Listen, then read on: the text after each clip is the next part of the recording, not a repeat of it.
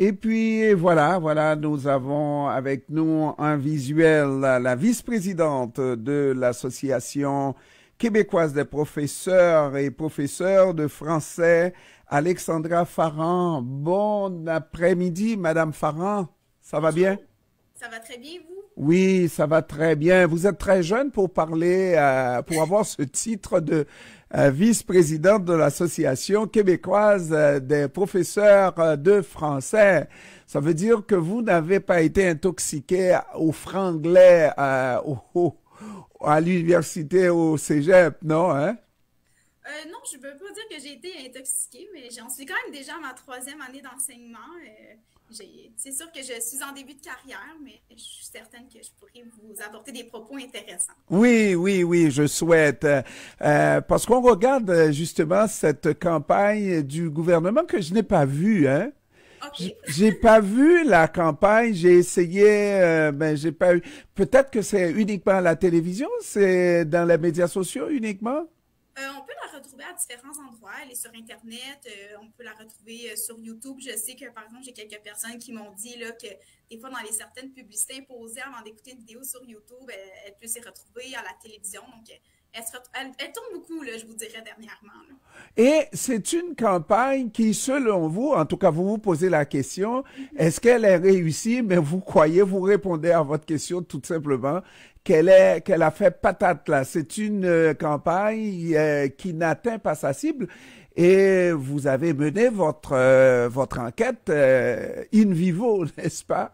Et les élèves n'ont pas compris, n'ont pas retenu grand-chose de la campagne qui veut inciter les élèves à parler un bon français. Mhm. Ben, je pense qu'en fait, qu'à la base, on en parle beaucoup, hein, dernièrement, là, déjà, si vous m'invitez là, aujourd'hui, là, c'est qu'elle fait jaser, cette publicité-là. Donc, au moins, on en parle. Par contre, on parle la langue française. Mais en fait, ce que moi, j'ai plutôt critiqué dans les derniers jours, c'est plutôt justement de langue dans laquelle on s'adresse aux élèves, on s'adresse aux jeunes, ou enfin à n'importe quel francophone. On a choisi un angle où justement, on veut parler des anglicismes, dévaloriser l'anglais. Et moi, le commentaire que j'aurais, c'est plutôt de valoriser notre langue, de valoriser le français au lieu de toujours choisir langue de l'anglais, que c'est pas correct.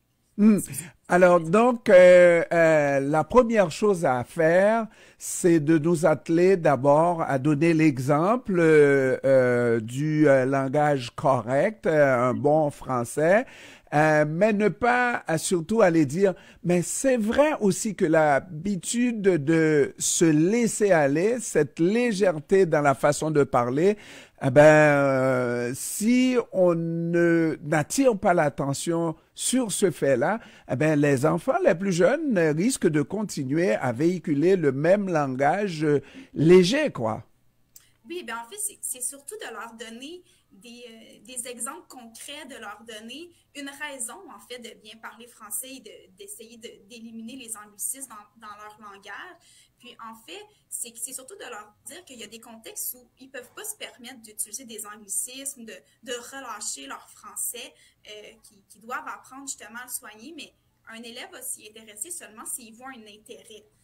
Donc, c'est surtout là-dessus, je crois qu'il faut travailler, de valoriser notre langue et de leur montrer en quoi ça leur est utile de bien parler le français. Et il semble que vous, lorsque vous essayez de comprendre si vos élèves ont compris ce, qui ont presque tous vu la publicité, mais s'ils ont compris quelque chose, quel était le but de cette publicité, en fait, que dalle. Non, mais en fait, c'est ça. J'ai pris le temps de présenter la publicité aux élèves vendredi dernier en classe. Puis je leur ai demandé après le visionnement, qu'est-ce que vous en avez compris? Qu'est-ce que vous pensez que le gouvernement veut nous passer comme message?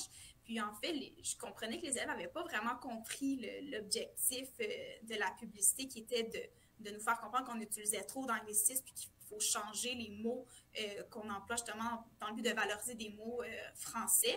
Puis quand je posais les questions aux élèves, ils n'allaient vraiment pas vers ça, leur réponse. Puis je leur ai surtout demandé, est-ce que ça vous fait prendre conscience de comment vous parlez? Est-ce que ça vous donne envie de moins utiliser d'anglicisme? Puis leur réponse était unanime, non madame, ça ne va rien changer. On va continuer d'utiliser autant d'anglicisme qu'on en utilisait avant de voir cette publicité-là. Et le fait de faire cette sortie publique va vous donner beaucoup plus d'ennemis que d'amis, à tout le moins deux.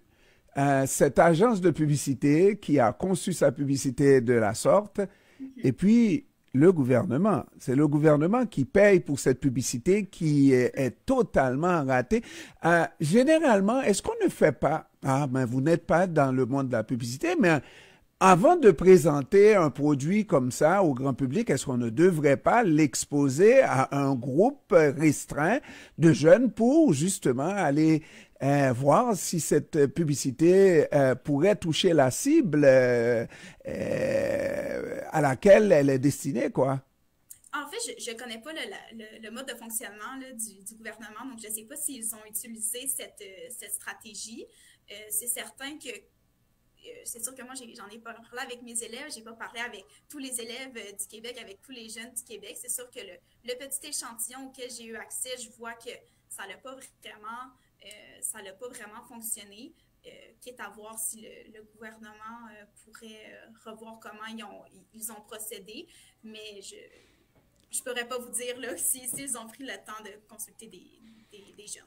Madame la vice-présidente, dites-moi, est-ce qu'il y a beaucoup de professeurs de français comme ça qui sont soucieuses du bon parler français?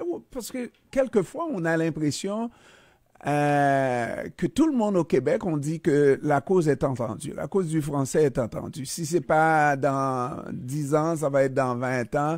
Et de toute façon, il n'y a plus rien à faire.